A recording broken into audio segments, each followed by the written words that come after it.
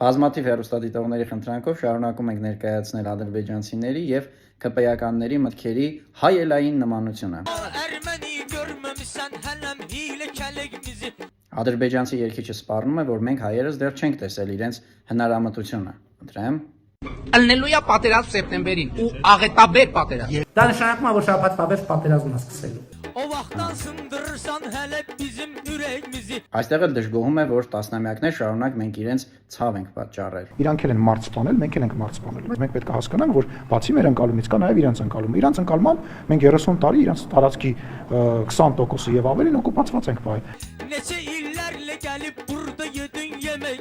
Այստեղ երգում է մեզ արդեն ծանոթ մի թեմայի մասին։ Հայերի, մասնավորապես արցախցիների, այսպես ասած անշնորհակալության մասին։ Ընտրեմ։ Մենք Հայաստանի քաղաքացիների աշխատած միլիարդներ ենք ծախսել, որ դուք այնտեղ մնաք։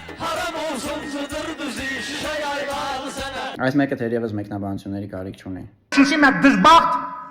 դժգույն քաղաք էր, մեզ պետք է Շուշի։